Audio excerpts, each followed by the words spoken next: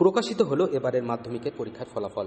মাধ্যমিকের ফল ঘোষণা করতে সাংবাদিক বৈঠক করেন মধ্যশিক্ষা পর্ষদের সভাপতি রামানুজ গঙ্গোপাধ্যায়। এবছর মাধ্যমিক পরীক্ষা শুরু হয়েছিল 2রা ফেব্রুয়ারি। ওই মাসেরই 12 তারিখ পরীক্ষা শেষ হয়। মোট পরীক্ষার্থী ছিল 9,23,636 জন। এবছর মাধ্যমিকে পাস করেছে 7,65,252 জন।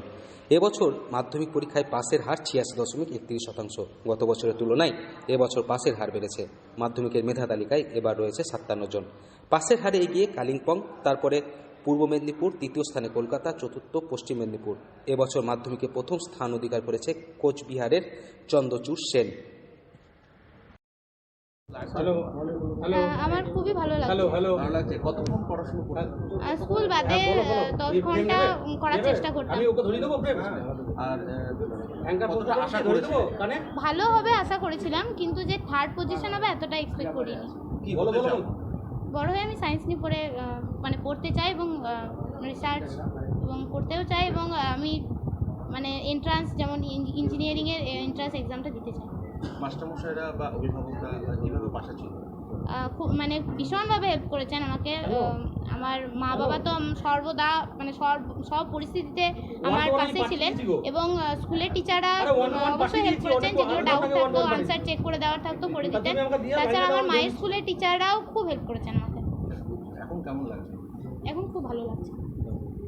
দ্বিতীয় স্থান অধিকার করেছে পুরুলিয়া জেলা স্কুলের সাম্যপ্রিয় গুরু, প্রাপ্ত নম্বর 692। মাধ্যমিকে তৃতীয় স্থান অধিকারে 3 জন, বীরভূমের পুষ্পিতা বাসুরি, দক্ষিণ দিনাজপুরের উদয়ন প্রসাদ এবং দক্ষিণ 24 পরগনার নৈরি তঞ্জন পাল। কি অনুভূতি? খুবই ভালো লাগছে। আমরা আশা করেছিলাম যে ও র্যাঙ্কে আসবে, কিন্তু এতটা ভালো হবে এতটা ভাবিনি। হয়েছে, খুবই ভালো লাগছে। কাকে বলবেন যে ও কাকে দেখে এরকম করেছে বা কি করতে চাইছিল সেগুলো? ও ছোট থেকেই একটা ভয়ঙ্করভাবে ওর স্ট্রাগল করতে পারতো, যে ওর চেষ্টাও ছিল যে আমাকে একটা কিছু করতে হবে। ছোট থেকে এরকম একটা মনোভাব ওর মধ্যে ছিল, এবং ওর চেষ্টার কোনো ত্রুটি ছিল না। ও সবসময় ও পড়া নিয়ে বেশি ব্যস্ত থাকতো। বীরভূমের ইলামবাজার থানার কামারপাড়া গ্রামের বাসিন্দা Pushpita Bansuri. Pushpita new integrated government স্কুলে পড়াশোনা করত। তার প্রাপ্ত নম্বর 691 এবং সে 691 নম্বর পেয়ে তৃতীয় স্থান অধিকার করেছে। মেয়ে কি হতে চায় বড় হয়ে? মেয়ে সায়েন্স নিয়ে পড়তে চায়।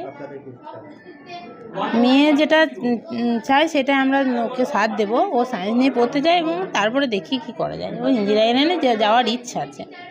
এবার জানি না সামর্থ্যে কুলাবে নাকি। আমার নাম তনুশ্রী ঘোষ।